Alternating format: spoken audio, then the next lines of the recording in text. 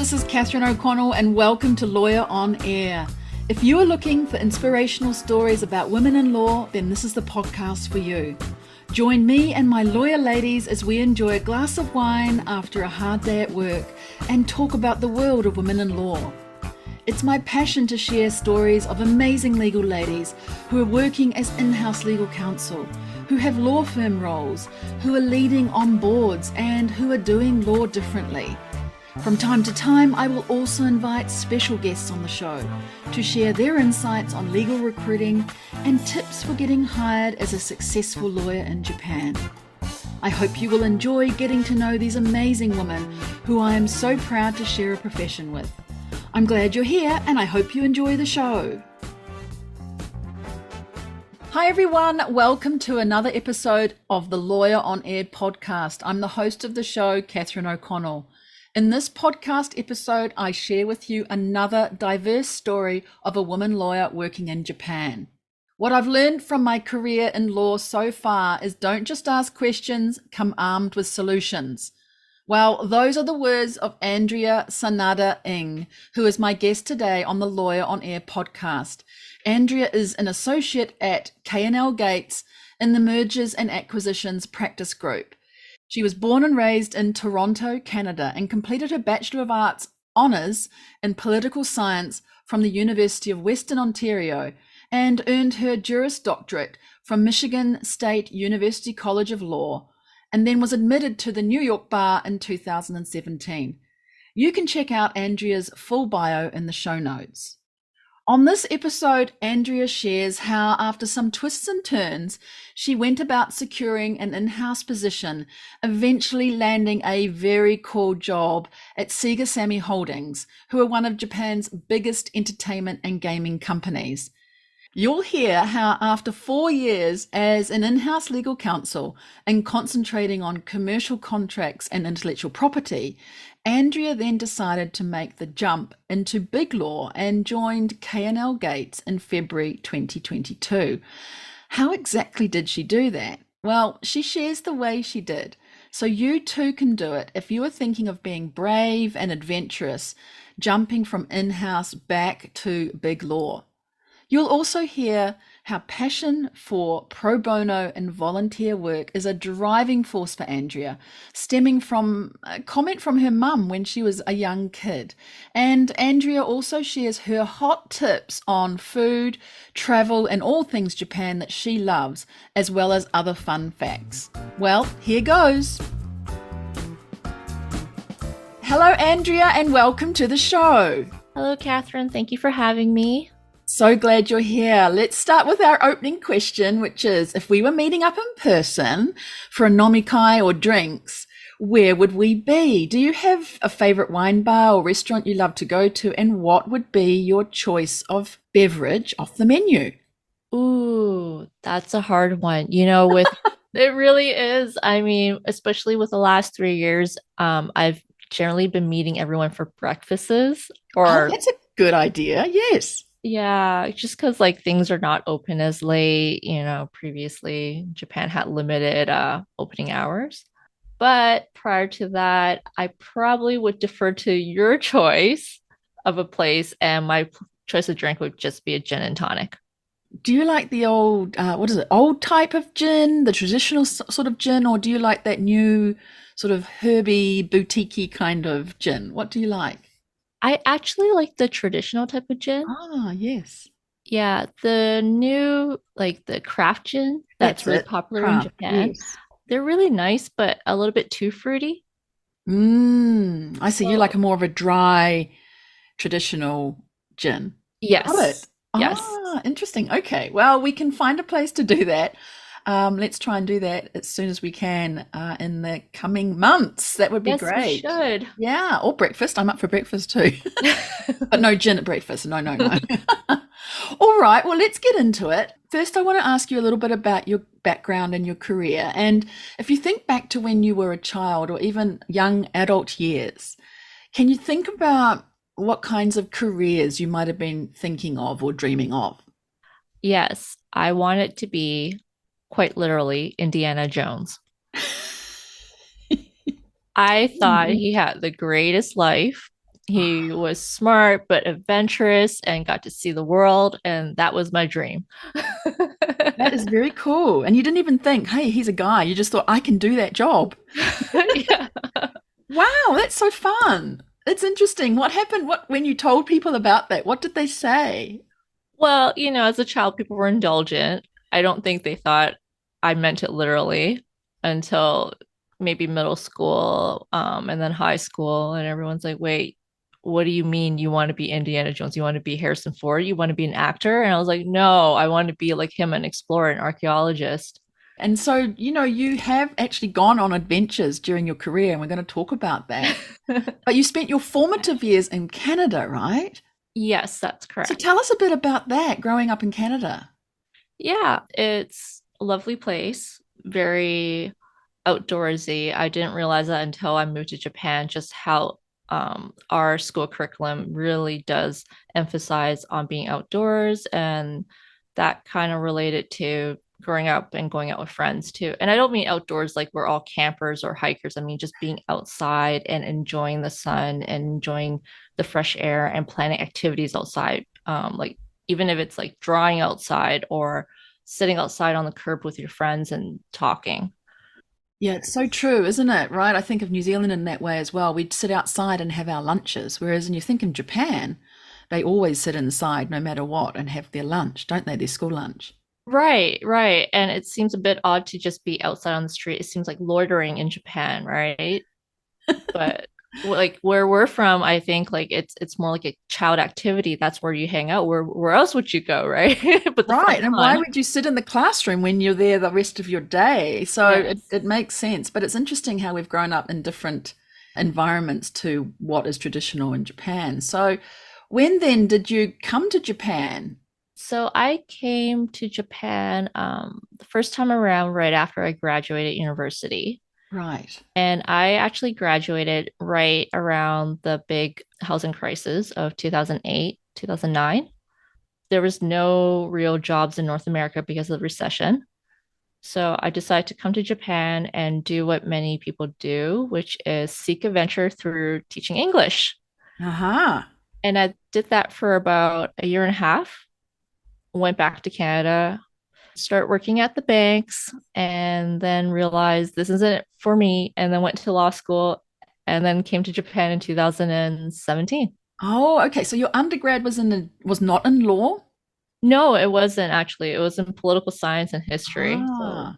quite So with different. that in your hand, you came to Japan for your first adventure, as you call it, in teaching English, went Yes. back. Then, so when did this come up for you to think about law? I've always wanted to know with you when you thought about becoming a lawyer or when it came up in your career and why you decided to go and study law. Well, honestly, it was because I was working at the banks and, bankers work with in-house lawyers quite often. And I got to know a few of them, and I was telling them that I just couldn't see myself doing this for the rest of my life. I'm not very good with numbers. I don't like analyzing numbers and spreadsheets. And they asked me, what did I do as my undergraduate? And I said political science. And that seems to be the default for a lot of Canadian lawyers. And they said, why don't you try law school? So I was like, okay. So it ties in nicely with people doing political science first and then going on and doing law later. Yeah, that seemed to be the case with a lot of the Canadian lawyers I met. Interesting. Did you Yeah. talk to any lawyers around that time who were in private practice, or was it really these people you're working with who were in house? It was mostly with in-house lawyers, and a few of them did have me speak to some private practice lawyers, their friends, their colleagues that they met through law school or the previous careers. And they set me up with an idea of what law school would be like. And I was like, okay, I'll try this then. Oh, good on you. I mean, when I thought about doing law, I thought it was quite scary.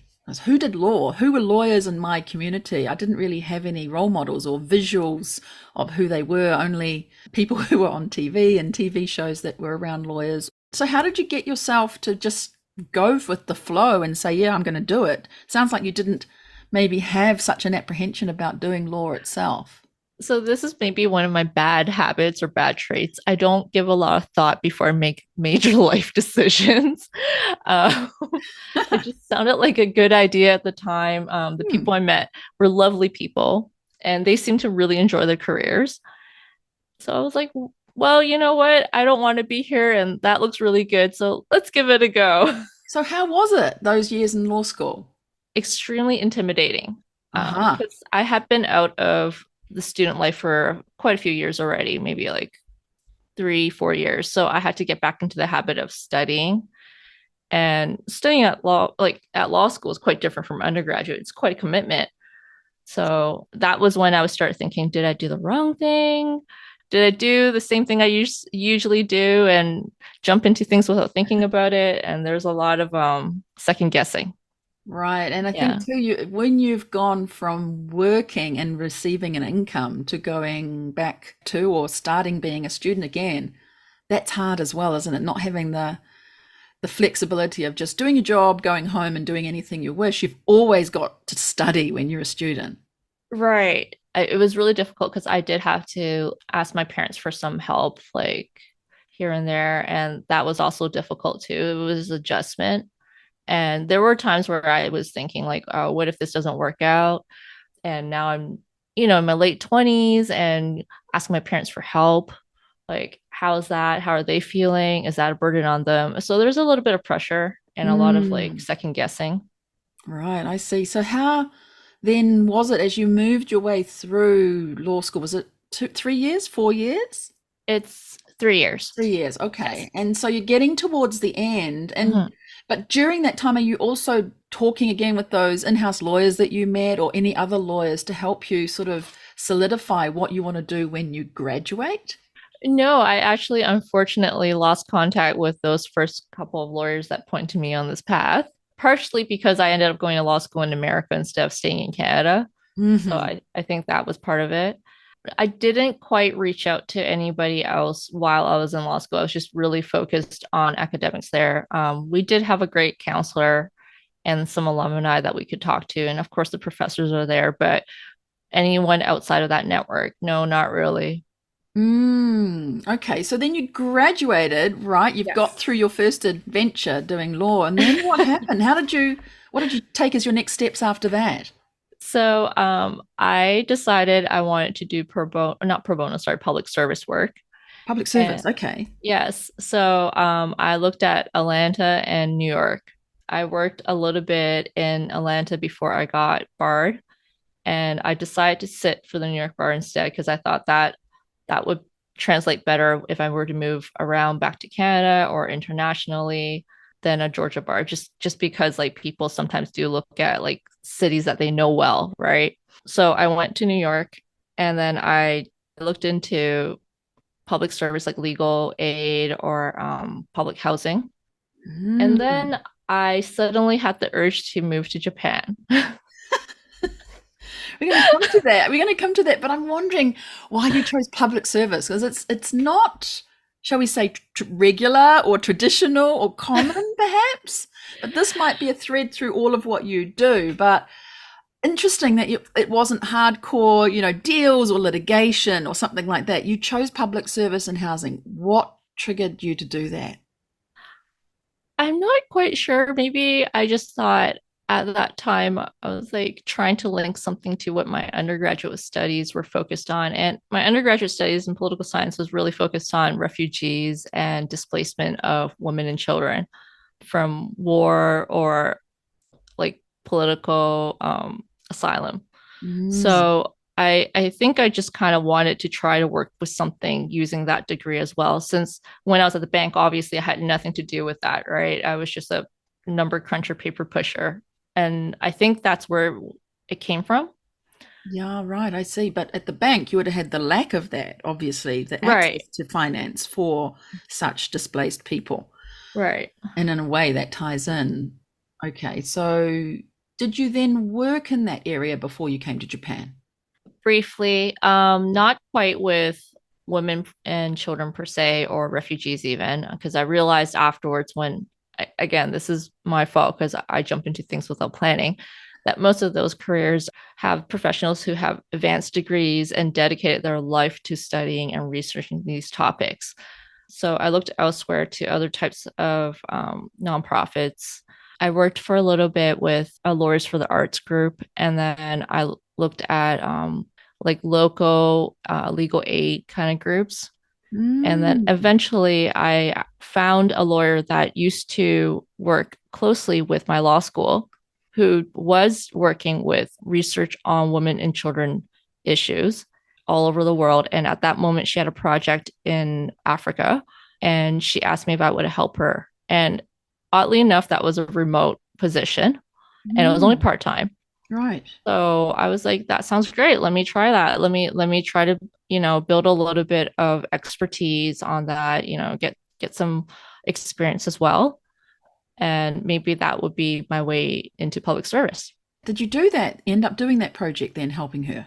I did. And Oh. that's also what enabled me to move to Japan because it was remote completely, because she was actually situated in Europe and she didn't mind that I was in New York, and she really didn't mind if I moved to Japan as long as we were communicating. So yeah, I did do that for a little bit, and unfortunately, it wasn't a paid position. Hmm. And eventually, she did ask if I was interested in a paid position. I would probably have to relocate to Europe, but that wasn't really on the table for me at that point. Hmm. That was already when I was in Japan, so. So how long did that project take then? So you sort of straddling through being in New York, coming to Japan. We're getting to you coming to Japan. How long did that actual project last then? Was it a couple of years or something? Yes, actually, it was off and on for about 2 years. Hmm. Yeah, close to 2 years. Yes. Okay, so when you're doing that, you're also a newbie lawyer, right? Working. Yes. So how was Yes. that those first few years then, right? You're in New York for a couple of years. So how does that work? What are some of the highs and lows and things that you loved about those first few years? Well, what I loved was I was finally done with law school, so that was a big sigh of relief. That was Yes, I know what that feels like. right. Hallelujah. Right. I think all of us do. We all are just celebrating for the first 6 months after law school. We're just really glad it's over. That was one of the highs. And then one of the lows was probably just still second guessing and questioning myself because I still hadn't really found a path, so to speak, like a career path. And I still wasn't really quite sure if what I was doing was what I should be doing or what I could be doing for the long term. So that was kind of the lows, just always in your own head. How do you get out of your own head in that situation, and how do you move then to know what you should or could is probably a nicer word than should, isn't it? What Yeah, you I think could be so. doing. How's that transition happening then after you're thinking about this for a while? Maybe this is how I end up transitioning to really different things. I Mm. think one of my go-to mechanisms, I guess, is escaping it. So instead of dealing with being in my own head and thinking about why am I thinking these things, I'm just thinking, okay, let's do something new. Let's keep myself busy and hopefully things will work out. I don't recommend that path for everyone, but It that's works for you. yeah. So how did that So work then? What was your go-to mechanism to escape at that point? well, I was just thinking, like, well, what else can I be doing? Maybe I should just make myself busy with something else. And then I thought about maybe I should look for another job too, or move to a different city and experience something different. And that will keep my mind from overthinking of where I am right now. It sounds a little bit redundant when I say it out loud now, but I'm not sure. I think it's that awful word pivot that people use a lot now, right? But you can pivot suddenly or pivot gradually. I don't think it's one pivot in one particular way. It sounds like that's your mechanism, is to switch your atmosphere, switch your environment, switch whatever it might be to get yourself, moving into that next phase. And that sounds like it's sounded normal to me as you said it. Actually, keep busy and do other things. And meanwhile, you are actually still doing this part-time research and helping the woman who's doing the African study, right? yes, I am doing that. Yeah. You know what? I'm gonna steal that from you. I really like how you phrased it. I always have a difficult time explaining myself. I'm gonna say I pivot. Yeah, well, we own our stories, right? And pivoting, I read the other day, was that particular thing, is that some people pivot slowly, some, more 360 degrees quite gradually. So totally take it. And you own your story, so you can, and we all can. It didn't sound like anything like that to me. I think escaping, people might think escaping and not dealing with it, but you're talking about, you're still in that situation, but you're moving your mind to a different way of thinking. And I think that's a really good mechanism for people to use, actually. I wish we can go back in time and I can say what you just said to my parents when I was explaining to them why I'm moving cities again. And that would have been a much easier conversation with them, I think. You can always tell them. I mean, there's never a wrong time to reflect back and have a conversation with your parents. Actually, some people on the podcast here have had those conversations with family, after family have listened to them, actually. Oh, And they've both thought about things that happened in their past in a different way, or with a different view or different understanding.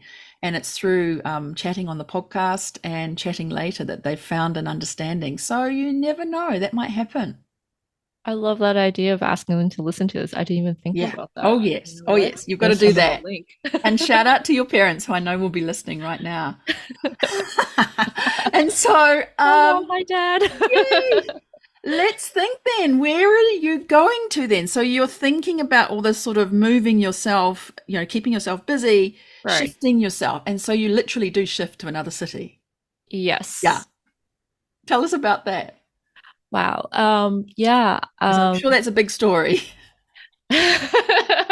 Yeah, I had a lot of fun doing it. I don't recommend young lawyers taking the path I did if they are thinking about going to Japan, because it was a little bit stressful.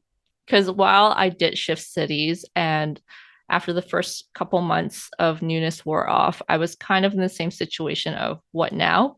Where do I go? What do I do? Plus, it's a completely new environment. I mean, like the legal market here in Japan is completely different from what I'm used to in, say, New York, right? So I didn't factor that in either because no planning. It was a good learning experience, I think, overall, and definitely met some good friends along the way who randomly had moved to Japan for various reasons. And we ended up talking, and they were a great support group. Now let's back up a bit though. How did you Sure. didn't just get on a plane and come to Japan? Did you have anything that you were coming to here? Did you have a job, or what did you actually have as your first plan being here? And I'm presuming that you also had the ability to come to Japan quite freely with your visa and things like that. Is that right? Right, I have that. But I actually did, Catherine, I'm sorry to tell you this. I really did just You decide to just come did. here. Yeah, I didn't have a job lined up. Wow. Okay, that's very exciting. Gosh, gosh, gosh, gosh. That's an adventure and a half. So you really literally came to Japan Yes. and were hoping, like Harrison Ford, to find adventure, right? Yes, that Wow. was my little adventure, yes. I mean, I did have a little bit of a idea of what to do when I got here. Some of my other friends who relocated after law school to, let's say, Korea or England or Hong Kong, Singapore did tell me that in Asia and Europe, people use recruiters that are headhunters. And that's not the case in America so much. It's a much more streamlined program. You go from law school, then either private practice or something else. And it's very structured. Where here you could try to find a job through a recruiting agency. So I had that in mind. I was like, okay, I'm going to get on a plane. I'm going to get to Japan. I'm going to relax for a month. And then I'm going to go find a recruiting agency and they're going to help me find this fabulous job. And then I don't have to think about anything. That was kind of my idea. And And then I realized it really wasn't that way. what happened? How long did it take you to find a role, and what did you find one eventually? I think you did, in-house perhaps. Yes, eventually I did. And a lot of the recruiters did tell me politely, but very nicely and firmly that I was a little bit naive to think that a junior lawyer coming straight to Japan with no law firm or in-house experience or lateral transfer could easily find a job in Japan. But they were willing to work with me, and luckily, I think this is what really helped me get my first job was because I do speak a bit of Japanese and I can read and write. So they were able to find companies that were willing to take a risk on junior lawyers and for the language skill for being able to communicate in both Japanese and English. And that's how I ended up at my first role. And where was that? That was at Sega Sammy Holdings. Right. I heard Sega stands for something like service, SE of service, and GA is for games. So they were games made for the servicemen from America in Japan. Did you hear that? No, I didn't hear that. Yeah, I'll like have it to was look into service that. people's games. So people who were here in the forces. Apparently that's where the name came from, but and I think Sammy might be from the a sort of part of the owner's name, but I might not be right there. Right. Sega was actually acquired by Sammy in 2004. Right. Yeah, and Sammy is traditionally a pachinko gaming company, so completely separate worlds, and then they merged in that time. Ah, But I'm right. not sure where Sammy comes from either. It could actually, I think you might be right. It could be the founder's name or nickname. Yeah, I think it's the nickname, perhaps. Yeah, Yeah, because some people find his name a little tricky, perhaps, to say, and he's got this Sammy nickname. right. Yeah, Um, so I think that really does come from that. right. Sega, I have no idea actually. I need to look that up. Yeah, apparently that's it. So I was doing my little research there and found that out. So interesting. You had this Sega take a chance on you. Do you remember that Yes. process there when you had that interview and thought this is going to be it and you got the job? What happened there? Tell me about that. Sure. I actually thought I did not get the job. I thought I blew the interview and they were not interested. And I came out of the interview actually really, really down with myself and thinking maybe it's time to reassess when I should go home. And then spoke to my recruiter and he's like, "Are you crazy? You need to have a bit more confidence in how you sound." And you know what, Catherine? I feel like that's a recurring theme for a lot of female Mm, professionals hmm. that we do second guess ourselves a lot and tend to default to the negative first. Right. Yeah, Yeah. I've noticed that pattern quite a bit now since working. Right. Yep. So yeah, they actually ended up taking a chance on me, bringing me on board. The gentleman who hired me was a great mentor. He's a Japanese lawyer as well as a New York and California attorney. So I felt he really could help train me because he understood both systems and he came up in the same system I did legally. Ah, so you sort of had a similarity there, and he perhaps took you under his wing. And Right. then, did you know he was a mentor then, or is it looking back, you know he was a mentor? Looking back, actually. Right. Yeah. Yeah. Are you still in Yeah. touch now? No, we're not. He got quite busy. Unfortunately, after a few years working with him, the entire company had restructuring, and then all the legal people got shifted. And Hmm. he's actually a quite senior executive, and he got shifted to a different project completely. Um, Right. How yeah. was he a mentor for you? In what way? What does a mentor do to help you? Well, he was there every day pretty much by phone because he was working in different cities flying around. But he was really available to speak about anything, really available to review anything I had, whether something small like an email updating like a external partner or like something much bigger, like a drafting of a contract. And looking back now, I really do appreciate the time he took to do all those little things, like the little edits that at that time I just thought was I just took for granted. Like this is just what people do. But now I can reflect and see, like, no, he was a really busy guy and he really did make time to do those little things and talk to me about things. That's really fabulous, isn't it? Yeah. Yeah. Yeah. You should let him know you're on this podcast too and shout out to him too, for helping you in those stages because there's often somebody there in our orbit, but we don't always notice them until a bit later. I Yeah. certainly had a similar person, but I didn't notice that person until later and thought, you were that North Star guiding me. Interesting. I think that happens to us quite a Mm. lot, especially when we're seeking that guidance. We're just a little bit, we're so lost in our own little path that when we're seeking that guidance, we're not aware when that guidance appears, right? It's really when things are calmer, we're a little bit more settled, and then we have time to breathe and we're like, oh, actually. Yeah, we notice it later. Yeah. So So you're right. I do need to give him a big thank you and shout out later on. So he'd be really happy about that. What then in those days then? Again, I'll ask that same question about your highs and lows of that work here in Japan, your first job that you've landed here. And some of the things again that you loved and the challenges at that time. I think one of the obvious challenges was business cultural differences, as well as language differences. So my Japanese is not native fluent. It's better than most, I guess, expats who come here on a first year and are learning. I'm better than that. I can read and write, but it's nowhere near native.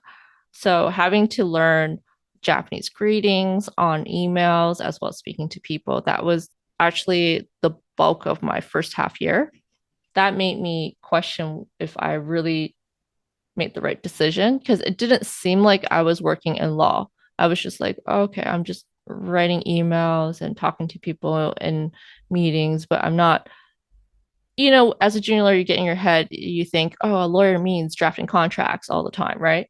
Or negotiating. And so the first 6 months, that wasn't the case. So I was really wondering what it was I doing.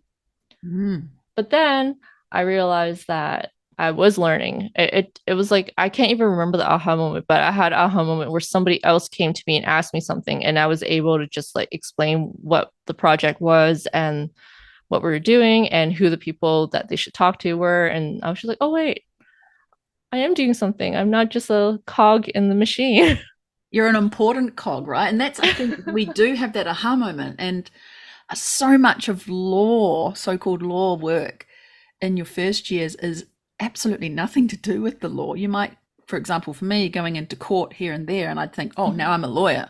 But everything you do is about it. And it does actually lead to becoming a great lawyer. Like you just said, you knew the project members, you knew how to explain it. You could introduce people to the right people who they needed to speak to.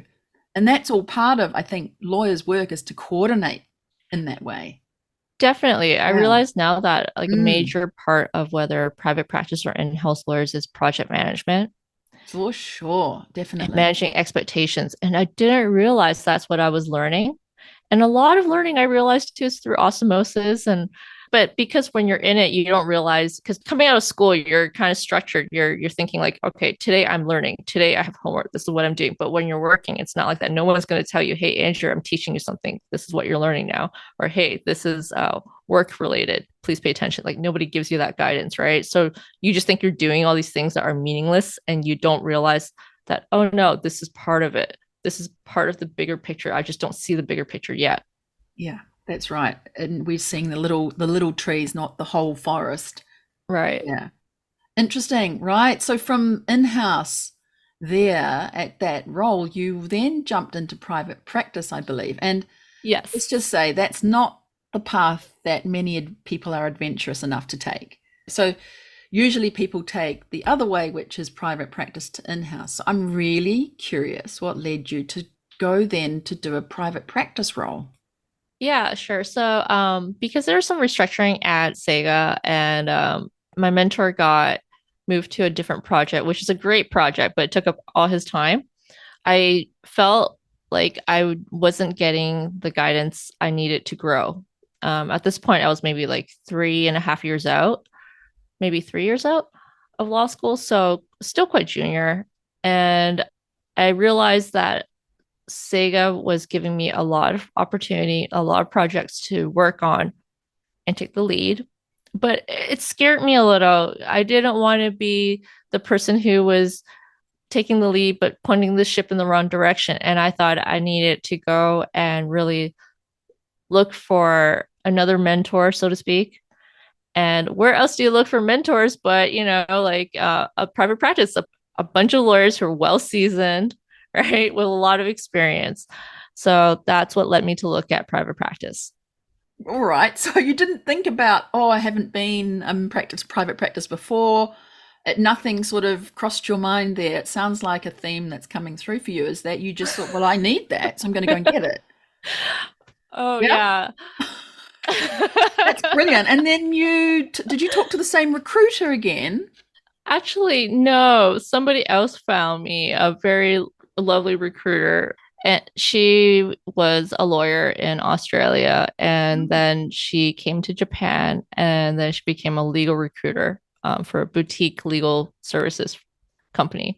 So she helped me find this current position at K&L Gates, and really Mm. appreciate her for that too. Because again, I felt like she was taking a chance too upon meeting me and just hearing my background. Because sometimes, law firms are a little bit picky about the path their lawyers or the candidates take. Mm. And since mine was clearly not the normal path, and I transitioned quite a lot from place to place, it could be a risk for certain firms, but she took her chance on me and introduced me to K&L Gates. Mm. And here we are now. Here you are. And do you remember the interview process and what interest that the firm took in your past when you were being interviewed? Yeah, surprisingly, they liked the fact that I took these, what do we call it earlier, pivots? They actually were interested in that, and they thought it was great to hear that I just went head in, just dove right in. See? Yeah. So, See? So this is actually really great for you to hear this and hear yourself saying this too, is that those pivots were in fact not random. Perhaps they felt like it, but in fact they were all meant to be. And there you go. The firms found that interesting in your path, which is a really important point that you've brought out. So what do you love about your work now? What do you find satisfying and rewarding and that you're really proud of? Big question. wow. Big question. Big question. Actually, I really do love my work right now. I feel I am being challenged every single day. Not to say I wasn't in Sega, but it's right now, like I really feel like I'm being pushed by all these, like my peers, the partners, everyone's challenging me every single day. I love that part. I love that I'm continually learning. And one of the greatest parts about being here too is that I've learned, even though I'm a lawyer myself, I had a lot of stereotypes about other lawyers, right? Especially lawyers from certain career paths would be like. And I am very, very happy to say that being here has dispelled me all those stereotypes. Everybody here has been very warm, supportive. What they tell you in law school, they're really going to be unapproachable people and you can't talk to them. They're very scary and you better know the law to the T before you talk to them. None of them are like that. They're very, very warm, and it's a very teaching atmosphere here, I feel. So I enjoy it. That's fantastic. Yeah. Wow, so good. And so how many years there now have you been in Japan? I think about 5 years, 5, maybe, okay. or 6. I'm not sure. I'm losing track a little bit. Wow, amazing. Okay, finish this sentence for me. The most important thing I have learned from my career in law so far is. Is to ask questions, but bring some solutions as well. Tell me more. So I think we're trained and also taught in school to always not be afraid to ask questions when you don't know. But then you get into the bad habit of not thinking about the question when you come across something that's completely new. And you're just like, okay, I'll just ask a more senior attorney, or I'll ask a partner, or I'll ask somebody else who's done this project before.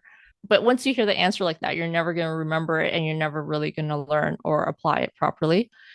But I think if you think about the question you have and try to envision what you think the solution might be, and then go ask the person, like, hey, I have this question. I don't really understand the situation, but I think it might be like this. So do we do A or do we do B? Or is it something completely different, like a C? Then you'll get an answer and you'll get a better conversation too, I find. Because people, I think they respond better too. They realize that you're thinking about it. You're not just going to them and asking them to do the work for you. How did you work out that giving a solution or solutions, possible solutions was the way? Was there somewhere there that you didn't do that and somebody said, don't just come to me with your problems. Tell me what I should be doing.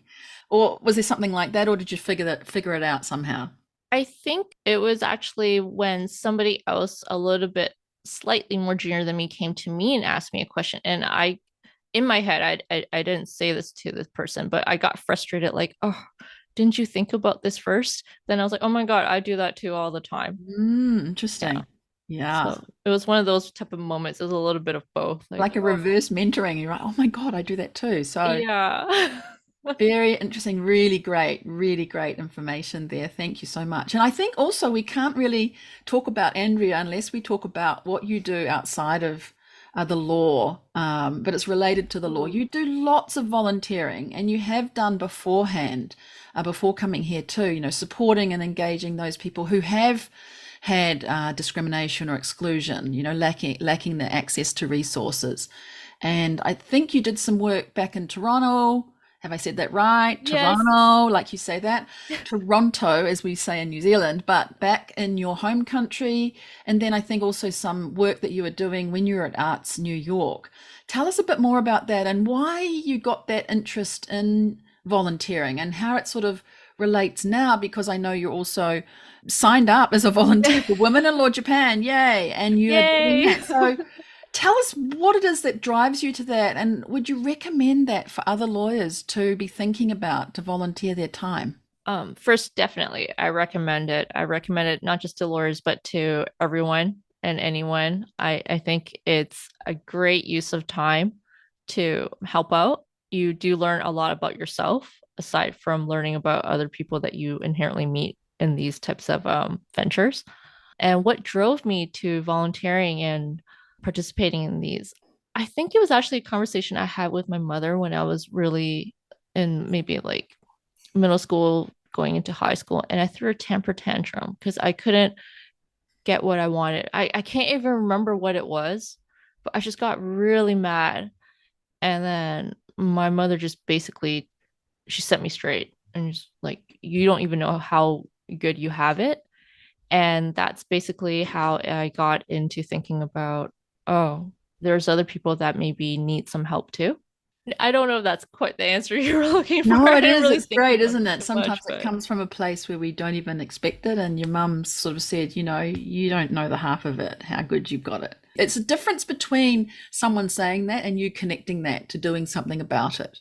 I think she actually pushed me to do my first volunteer work. I can't even remember what it was. It might have been something through like the school or something, like in schools always organize something, right? Like go and help collect canned goods or something like that. Like I think she signed me up for that and pushed me to do that. The funny thing is at that moment, I remember being very, very upset about not getting what I want, but I don't remember what I wanted. I don't remember what the fight was about. Mm. Yeah. And now I just feel really embarrassed. Like I remember feeling very ashamed now, like about, oh, I can't believe I was such a brat then. Oh, we are. We're children, right? We hardly know anything, but interesting that it didn't just end there, that it took you somewhere further. And during your volunteering, what have you actually learned then about yourself? It took a while to really embrace wanting to volunteer and help people. I think in the beginning, I was really just going through the motions. Like understanding that and seeing that, I think that's what I learned.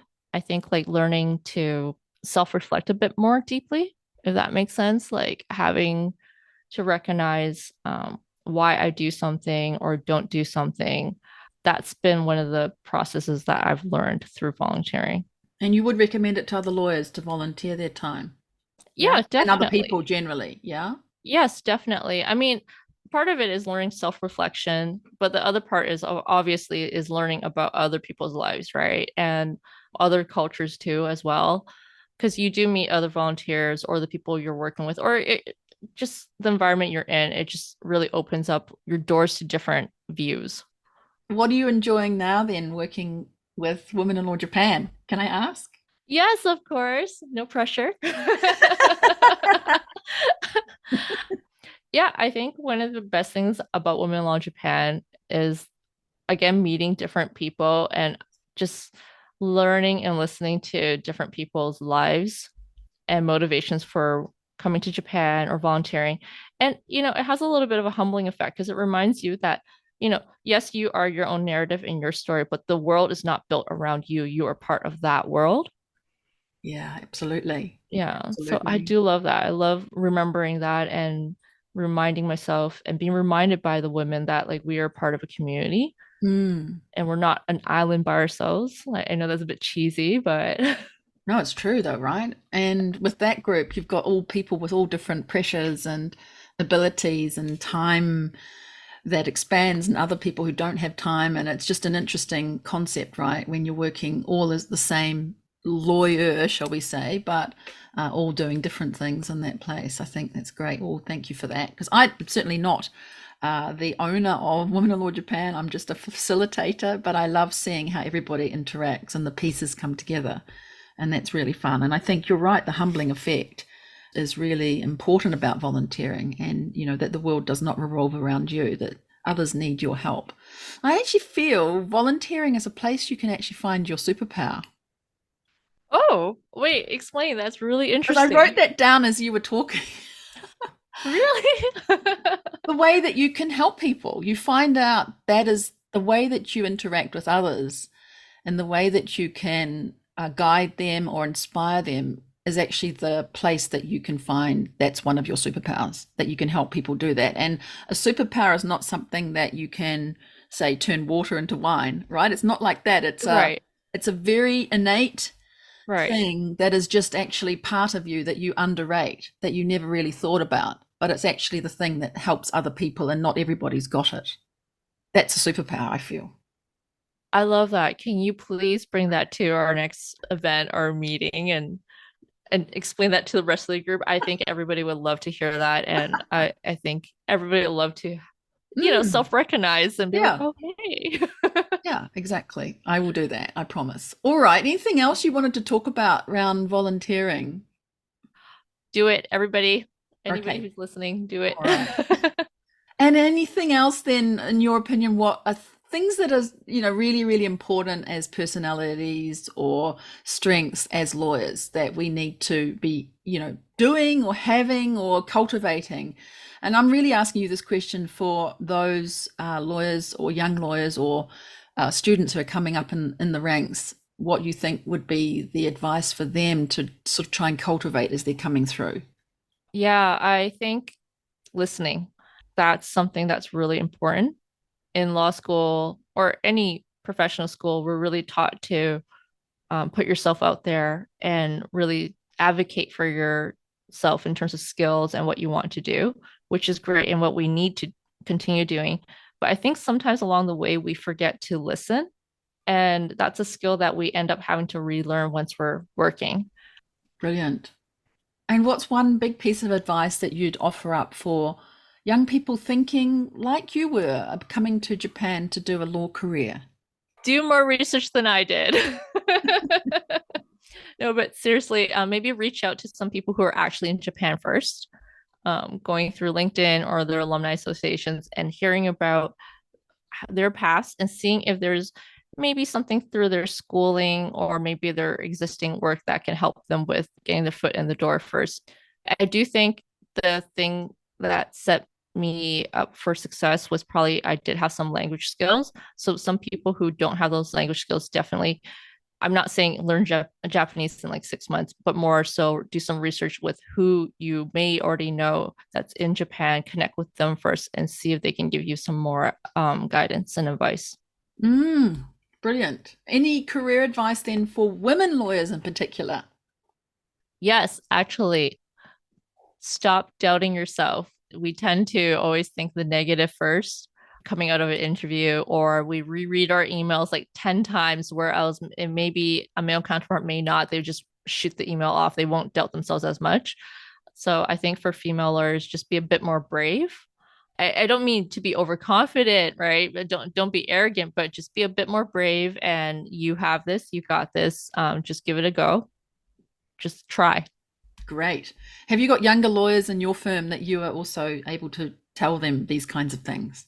Our office actually right now has not that many associates, so I don't have that opportunity in our firm.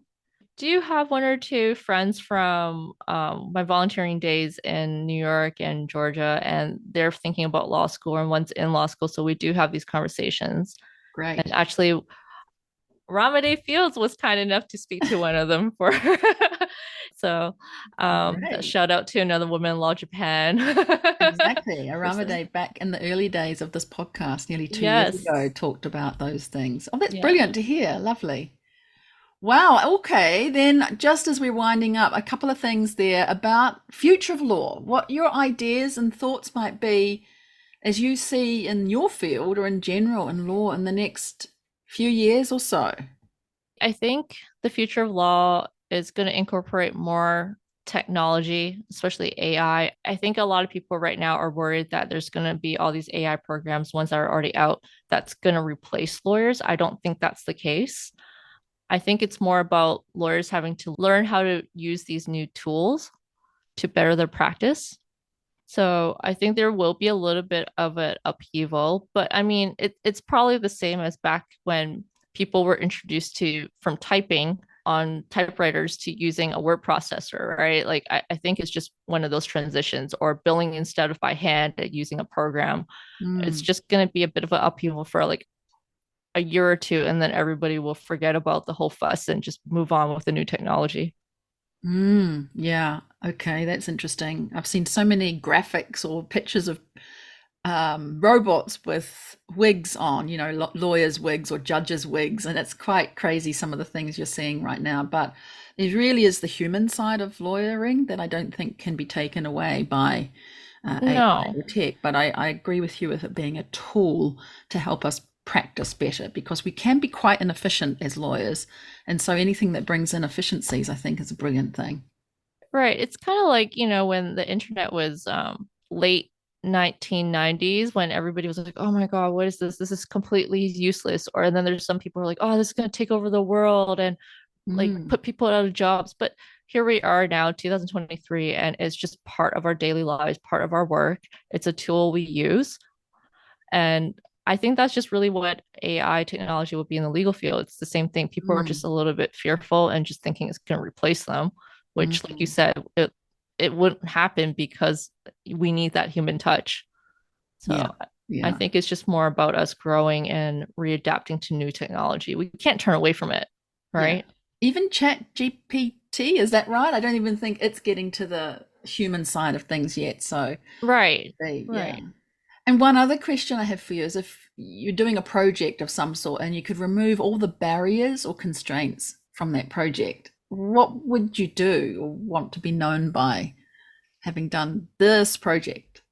Maybe creating like a STEM program, but for law, but for girls, if that makes sense. I Yeah, don't yeah. I don't really know how to verbalize it, but yeah, you know how they have like all these like STEM curriculums and retreats and all these activities and education paths for children, especially girls. I think if I could set up something like that for female students, especially starting from a young age, to get interested in the law, that's probably what I would want to do. Right. So STEM for law. Yeah, Yeah. yeah. Interesting. Yeah, I like that idea. Ooh, sounds interesting. We might have to talk about that again sometime. All right, well, I'm going to then wind down the conversation with the Super Six. This is a kind of Okay, lighter note, a quick fire round of questions, and I've okay. swapped them out a little bit this time. Oh They're no. more no, they're more Japan centric, so they should be fine. They're really, Okay. really easy. You can tell me, we can cut things later if they're not. All right. What is your favorite Japanese food and where can I get it from? Oh wow. Sushi at Yamasato. It's a sushi restaurant in the Okura Hotel in I think it's Akasaka or Toramon Hills, like around that area. Whoa, nice suggestion. See, you know Japan, you know Tokyo. What's the place in Japan that you most recommend people go to if they're coming over here to visit? Sapporo in Why? Hokkaido Why? in any season. Their food is great. They have great people energy. The city's smaller than Tokyo, so it's especially as a first time exploring, I think it's wonderful. You still get that city feel, but it's a bit more manageable, especially with the transportation. But the food is absolutely the best. Love Hokkaido food. Good one. Okay, well, what's one thing you really love about Japan? One thing I really love about Japan, safety. I think every woman can relate to this. Just being able to walk out on the street unbothered at any time of day or night is fantastic. Absolutely. I would have put that at the top as well. Right. And just simple things like going into the train station without having to look over my back to see if someone's following me down the steps. Like stuff like that. It's wonderful. I don't have to do that here. Love That's it. so true. Okay. What's your favorite saying in either Japanese or English? My favorite saying. You might have to censor me. Okay. I'm holding my breath. um, I swear a lot. It's a response. It's a knee-jerk response. Okay. Yeah, the F word for everything, whether it's excitement, happiness, frustration. That's probably my favorite. I drop the F bomb quite frequently. Okay. Okay. Please don't do it at our next event though. Right. I won't. I promise I Okay. won't. Okay, that's interesting. I wouldn't have known that about you. And then the fifth question is sharing with us, please, a book that you're reading or have read recently that you recommend. Oh, okay. Yeah, actually, part of a book club out here in Japan, and they recommended a book for us to read, which I think is fantastic. It's called An Immense World by Ed Hmm. Young. It's nonfiction and it really guides you into thinking about the animal world and how their experiences and perspectives is different from us, how they sense things or see things or how they go through lives. And it's just incredibly interesting. And it's really palatable. They don't write it in like a scientific document kind of way. They write it in a way for just your everyday reader. Oh, sounds interesting. Yeah, great Okay, we'll book. we'll pop that in the show notes. And final question is, what's something about you that a lot of people don't know? Perhaps what you just said is question four, your answer of favorite saying. But other than that, what is something about you that a lot of people don't know? Yeah, I actually am really, really bad with time management on a personal level. With work or commitments like this, like being on the podcast, I'm great. But when it's my personal life, if I have to go meet a girlfriend or my husband or somebody, I'm always late. I don't know why. I'm always perpetually texting the other person who's waiting for me. Sorry, 5 minutes away, 15 minutes away. I have no idea why. They probably already do know that about you, actually. Yeah, they probably know, but like my colleagues or my friends from my professional groups, they might not notice that because I try to be on time by being aggressively early. Got it. Got it. Well, Andrea, we have come to the end of our chat today. I thank you so much for coming on the Lawyer on Air podcast. It was such a pleasure to speak with you and connect in this way. I learned so much. Thank you. No, thank you for having me. It was a lot of fun. A I bit told nervous you it too. would be fun, didn't I? Yeah. And so, for listeners who are interested in connecting and learning from you and the things that you've said today, where's the best place to reach out to you? LinkedIn would probably be the best. Yes. Okay, great. We'll put that into the show notes too. And to everyone listening, if you enjoyed this episode and it inspired you in some way, please do subscribe. And we'd love to hear about it and hear about your biggest takeaway. Head on over to Apple Podcasts, leave us a review. And you can also go onto our website and leave a voice or text review. And so please do go ahead and share this episode with someone you think would enjoy listening and be inspired to lead a lawyer extraordinaire life. That's all for now today. Thank you, and we'll see you in the next episode. Cheers, kampai, and bye for now.